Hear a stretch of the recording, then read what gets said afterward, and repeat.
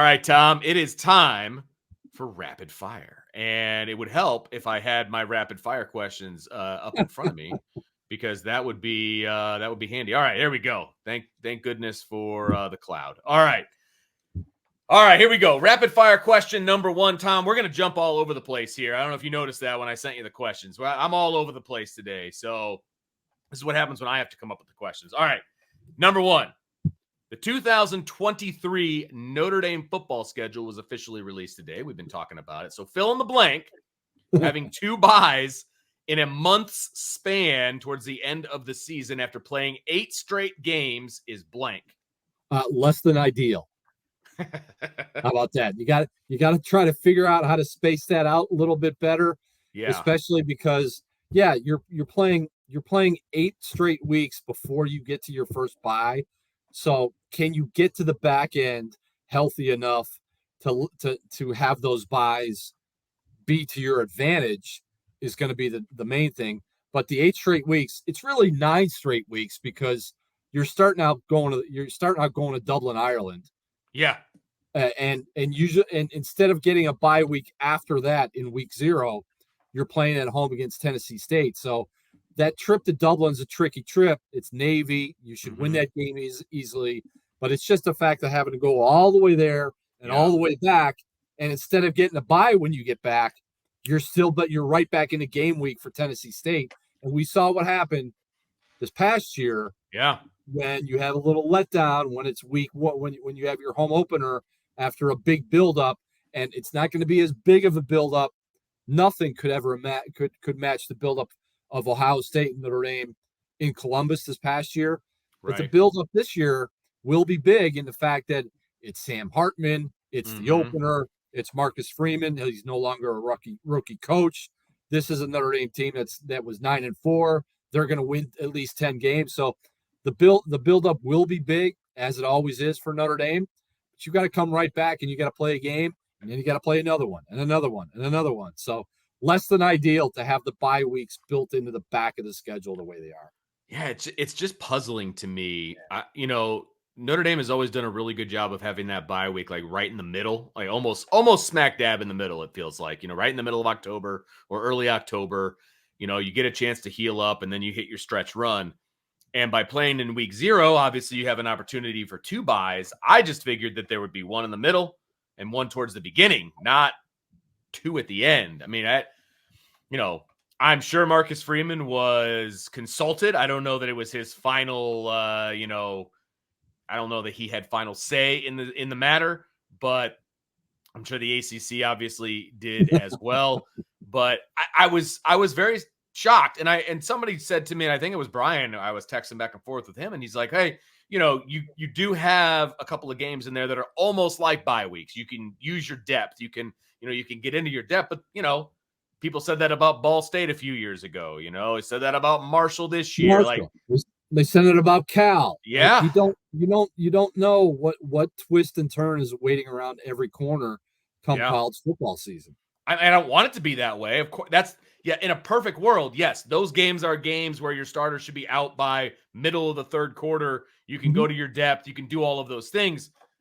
That just hasn't been the way it's worked out for Notre Dame, it feels like, over the last few years. You just can't count on that being the case. So that's what worries me, is you're just, week after week, just the pounding. And I'm not saying people are going to be injured, but they're going to be hurt. And those bye weeks do a lot to heal you up. And, again, in a perfect world, you got 2 byes toward the end, and you're going to be super healthy moving into the postseason, I suppose, if you have a postseason worth playing for. But it just seemed puzzling to me that that's where they would stick both byes. I don't think I've ever seen a schedule quite like that before. Nope. Not, like I said, not ideal, but it's the schedule they've got. Yeah. Might as well go play it. You got it. All right, here's an interesting one. We're going to go into the Wayback Machine here a little bit. Tom, buy or sell the 2018 Notre Dame basketball recruiting class as a success? I'm selling that bad boy. Sell it. Get it out of your portfolio. Clean house. That 2018 recruiting class: Dane Goodwin, Nate Laszewski, Prentiss Hubb, Robby, Carmody, Chris Doherty. Chris Doherty wound up transferring to Northeastern, I want to say. Okay. Northeastern would not have helped this basketball team because he couldn't get over the homesickness. Robby Carmody, too many injuries, never got on track. Those other three guys. And they played a lot of minutes. They played a lot of minutes. They didn't get a lot of wins. They're going to wind up, most of them being here 5 years and going to one NCAA tournament. You just expected more and anticipated more for a class that I believe was ranked in the top 15 in the nation. They were. That when I looked it up this afternoon, they were 15th in the recruiting class rankings. And I remember that class really well. I remember thinking, wow, this is going to be a good class. And then that freshman year, they were all playing as freshmen, it felt like. They were contributing early. Not all, but you know what I mean? The majority of those guys were playing early. But I think the stat that you brought up, that's the one that matters. They went to one NCAA tournament in their 5 years on campus. That's you can't call that a success, no matter how many minutes they played. You can't. And I mentioned earlier in the show when I said be careful what you wish for, Notre Dame men's basketball fans, as this program moves forward. This is the classic be careful what you wish for, because for so many years, Prentiss Hubb took so much crap from so many Notre Dame fans saying he can't shoot, he can't do this, he can't do that. Why is he on the floor? Don't get me wrong. Notre Dame misses Paul Atkinson this year immensely. They miss Blake Wesley this year immensely. But I think the one guy they really, truly miss, and it would be a different case with this season, is Prentiss Hubb, because the one thing that Prentiss Hubb brought that's missing right now from this basketball team is a swagger and a cockiness and I'm going to shut this guy and this guy and this guy and this guy up when you go in a road situation. I don't think it's any coincidence, Vince, that last year Notre Dame won 7 games away from its building on its way to winning 24. This year, as we sit here on January 18th, Notre Dame is 0-for. Can't win on the road, can't win at neutral sites, and a lot of that is Prentiss Hubb, because he brought a swagger and a cockiness that the rest of this program fed off of. And I said, mark my words, people, there will be a time in 2022-23 that you're going to look at it and say, we wish we had Prentiss Hubb back on this basketball team. You're seeing it now, because if they had Prentiss Hubb, they probably win at Boston College. They win. They beat St. Bonaventure. They win at Florida State. They win last weekend at Syracuse, and it's a totally different situation. Yeah. But they don't have that one alpha, that one guy that's going to be like, you know what, guys, everybody's against us, but get on my back because we're going to figure this out. And we're getting out of here with a W. Are you surprised J.J. Starling isn't that guy, or was he never really that guy, like as far as just from the mentality standpoint? I know he's talented, but. Yeah, he was a different type of player. Like, yeah. J.J. Starling may be more talented right now than Blake Wesley. And I think a lot of people they can't understand that, and they can't make heads or tails of that. But Blake Wesley was more of, I'm going to show you how good I can be. And I don't care if I'm going to shoot 5 of 13 or I'm going to shoot 3 of 17. I'm going to do everything I can to maximize my ability, because I feel like in my heart of hearts, I'm a one and done guy, and I'm going to play like a one and done guy, and I'm going to go for it from day one.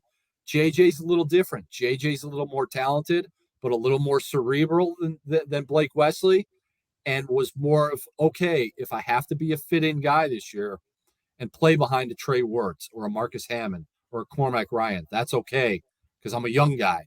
Yeah. He did the same thing when he played at La Lumiere. He played behind Jeremy Fears, who's a guard who's going to Michigan State, and Aiden Holloway, who's a guard going to Auburn. JJ was okay being the fit-in guy last year, whereas Blake Wesley was like, give me the ball. Prentiss Hubb and I, we got this, and we're going to take Notre Dame back to the NCAA tournament. All right. All right, next question. Scale of 1 to 10. Your excitement for professional spring football that kicks off February 18th for the USFL, and then again in April for the XFL. So we got 2 leagues going head-to-head for about 3 to 4 weeks in the spring. Scale of 1 to 10. Let me see. How about where does minus 78 fall into that category? I mean, come on. Unless And look, I'll have to throw the disclaimer out and say I'm not a big NFL guy. Okay. I spent so much time on college Saturdays watching Notre Dame, watching who Notre Dame's playing. You don't get a lot of time to watch that much football on a Saturday, especially if it's a home game, Right. because you're so tied up in the whole Notre Dame stadium experience that by Sunday I want nothing to do with the NFL. And in the spring, when basketball season's ending, when it's the Masters, when it's nice outside, you're thinking about baseball, you're thinking about summer break, Yep. you're thinking about summer vacations, spring football that we're involved in Yep. March and April. There is nothing on my radar football wise that would want to that would want to grab my attention to sit down and watch spring football. So I'll go minus 78, and even that might be a little high. I couldn't agree with you more, Tom. I have tried to get into these spring football leagues, but you're right. The timing of it is terrible because honestly, I would probably watch this more if it was during the NFL season as like a minor league, you know, if it was on Thursday nights or I don't even know. But spring, you can't compete with baseball, you know, the newness of the season. And then, of course, we've got spring football that we have to deal with Notre Dame, all the question marks that Notre Dame inevitably has every spring that we get to try to answer, all of those different things. It just doesn't do it. And you've got one of the leagues starting in the middle of February. I realize it's the week. They're starting the week after the Super Bowl. That's just not going to cut it. And the football is just not good football either. That's the other problem. There are better played high school games than what we see with the XFL and the USFL. So it's pretty low for me too. I'll agree with you. You're negative 78. I'm right there with you. It's brutal. This is how out of touch I was last spring that there was even an XFL or that was there even a spring football. In preparation for the first home game against Marshall, I did a column on NBC's new play-by-play guy, Jack Collinsworth, and I talked with Jack. I talked with Jack for about 30 minutes, and one of my questions was how does he get the rapport and the relationship with working with Jason Garrett, who was the color analyst. Yeah. And Jack said, "Well, we did the XFL together," and I said, "Man, I didn't know there was an XFL last year." Like that's not even when you cover Notre Dame football, when you cover college football, when you cover college basketball. Last spring, I was also involved in Notre Dame baseball and its run to Omaha. Yeah. The XFL is so far off your radar unless somebody from Notre Dame is running for 300 yards a game. Unless like Dexter Williams or Ian Book is throwing for 500 yards a game and 7 touchdowns, then maybe we're a little bit more plugged in. But if it's just kind of there, it's not even on our radar in South Bend, Indiana. It just isn't. It's just not even close. Not even. And they're gonna do this thing again where they play all their games, or at least most of their games, in like 2 different places. So the team from LA, it doesn't make any sense. Why you play all your games in Birmingham, Alabama, and yet you're called the LA Mustangs or whatever the names are. I don't even know. But like the fans aren't even going to come out for that stuff because they don't have a team to support. Nope. It's a flawed business plan in my opinion, but it's only because they can't afford travel is what I'm guessing. But still, it's just not. It's not good. It's not good. All right. Next question. Let's move on to something more exciting. What is your letter grade so far for Notre Dame football's offseason? So you can include, the class that just got signed, as well as the departures and the additions that they've had in the transfer portal. So what grade are you giving them? Oh, I'm great. I'm grading easy. I feel like my colleague, my part-time colleague at the South Bend Tribune, Anthony Anderson, who covers Notre Dame women's basketball for us. Yeah. It came time for midterm grades, and he handed out like all A's. Oh, like A's across the board. They're not undefeated. A minus, no B's, no B pluses. I'm going the Anthony Anderson route and saying Notre Dame's had an A off season because the one issue they had to address, they addressed it, and they addressed it in one heck of a way in getting Sam Hartman at quarterback. They've got other pieces, defensive end, a corner, a safety, a wide receiver, specialists. which can't go unnoticed. You're With right. losing both John Sott and Blake Grupe. They've got veteran specialists, and you haven't seen like a mass exodus into the portal from the younger guys on the roster or older guys that haven't played in 2 or 3 years. So I think they've navigated the offseason. And I'll also include the offseason to not only be the transfer portal or guys or the signing class or returning guys, but let's throw the coaching staff in there as well. Because when this thing was 3-3, you're thinking, I don't know what this coaching staff is going to look like come December and January, right? Like, yeah, they lost to Marshall, they lost to Stanford. What's the final? What are the final 6 weeks of the regular season going to look like for Tommy Rees or Al Golden or Al Washington? Like, you didn't know. So to keep the coaching staff intact, that's a sneaky good move for Marcus Freeman when everybody's focused on Sam Hartman and getting wide receivers and not losing a key player in the portal. Bringing back that coaching staff was a sneaky good step right now. I'm with you. I was trying really hard to figure out how not to give them an A, but they hit on all of the things that they needed to hit on when it comes to the roster. Yep. Quarterback, check. Defensive line, like a pass rusher, check. A safety, check. A wide receiver, bolster that room, check. I mean, and there's going to be more departures. We know that. There's going to be more guys that leave, but right now, nobody that has left has been completely damaging to the roster right now. And the most damaging person that left was Drew Pine, and I think we can all agree he was going to be third string probably going into next year if he stuck around. So is that a huge loss? He was great for this year. He did his job. It was great. But moving into next year's roster, they haven't lost anyone that you would say, man, we really needed him back. The only person I can think of would be like Justin Adamalola, for example. Like I'm sure they would have loved to have him back. Both sides kind of decided it was time to move on from the way I understand it. So that is what it is. But they went out in the portal and they got somebody to fill his spot. So I think they've done a pretty darn good job, and they're not taking any time off. They just had a real successful junior day, over the weekend, and they are hitting the recruiting trail hard. So this offseason is going really, really well for Notre Dame football right now. And I hope it, the trajectory sticks. Let's put it that way. They navigated it as well as they could. Now Yeah. you have to navigate that back end of it leading into spring practice, and then what happens leading out of spring practice, because there'll be more portal. There will be more portal movement with guys leaving and guys adding, and it's just you're gonna have to find that correct kind of roster mix heading into 2023. All right. Let's see here. I gotta pull up the questions. Here we go. Number 5. When asked about his future, this will be a fun one. Packers quarterback Aaron Rodgers says, I think I can win MVP again in the right situation. Is that Green Bay or somewhere else? I'm not sure, unquote. To which Rob Gronkowski, Gronk, he says, bro, why are you thinking MVP? Super Bowls are 5 times greater than an MVP award. It should be Super Bowls. You should never be thinking about MVPs. Do you buy or sell Gronk's reaction? Selling it, because Gronk's drinking the Tom Brady Kool-Aid. It's easy.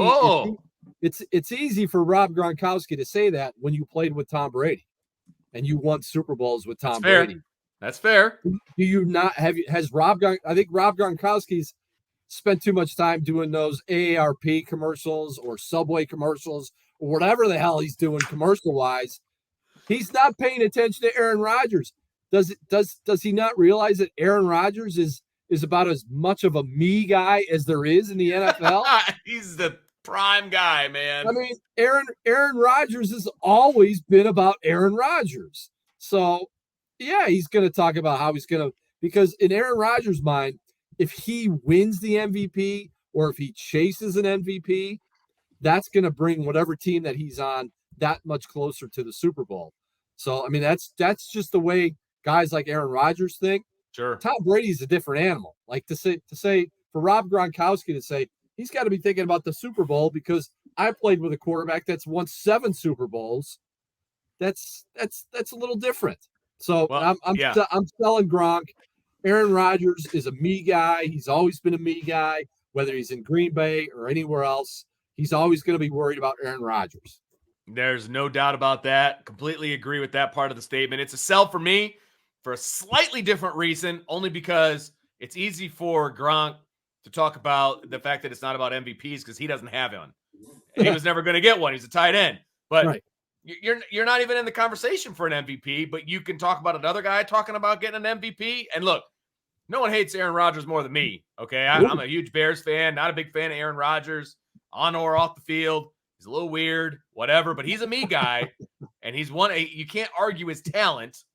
And, he was basically saying, look, I still got football left in me. I just don't know where I'm going to be. I can respect that.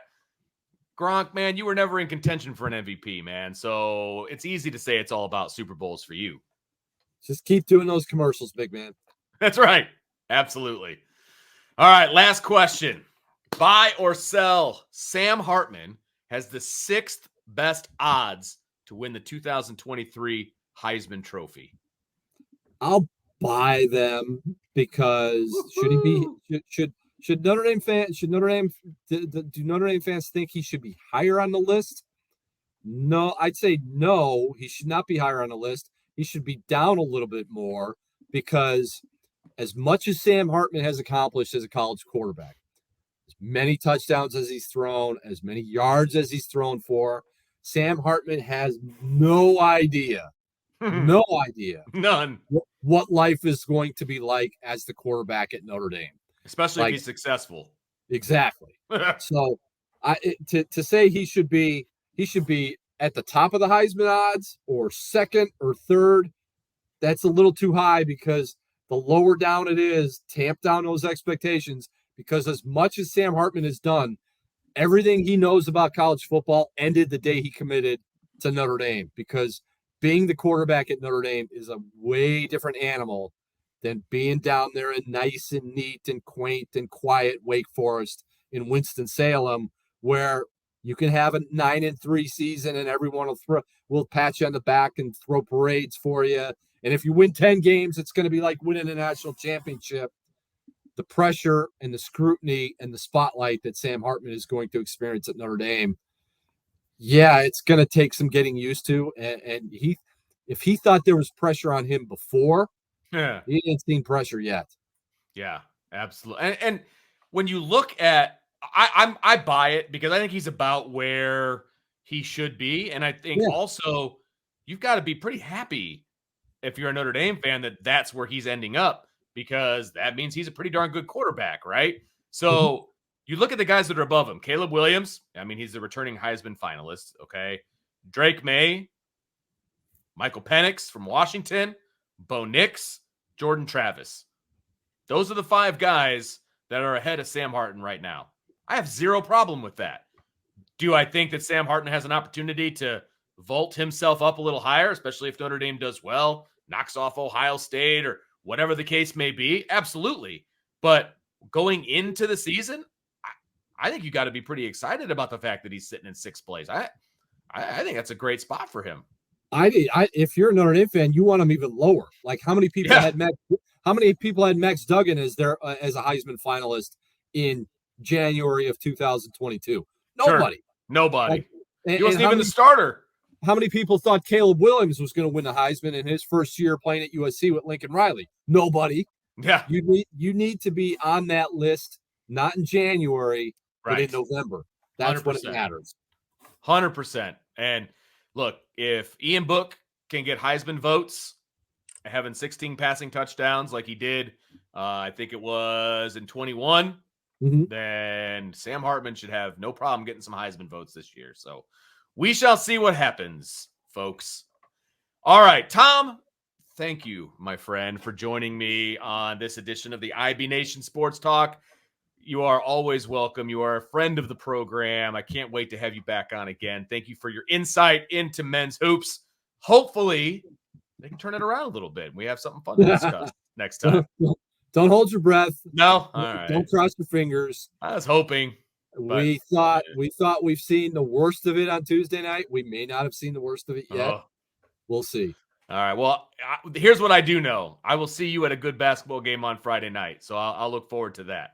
If there's a line stretched out the bittersweet road, I'm dropping Vince D'Addario's name to get me in early. Hey, that's all you got to do. That's Yeah, all you got to do, buddy. All right. Well, thank you, Tom, for joining us. And thank you, everybody, for joining us on this edition of the IB Nation Sports Talk. I believe Ryan will be on tomorrow night. I'm not 100% sure on that, but check it out. Something will be going at 6 o'clock tomorrow, so make sure you check it out. Hit the like button, hit the subscribe button, give us a 5-star review, leave some comments. We'd love to see what you have to say, but of course, only if it's positive. No, just kidding. Go ahead and leave your review. But for Tom Noy, he's the ND Insider at the South Bend Tribune. Check out his work out there. It's always good stuff. I love reading what Tom has to write. I still read it on the old school newspaper, Tom. That's how I do my business, baby. So for Tom, I'm Vince. Thank you, everybody, for joining us tonight. Have a great night.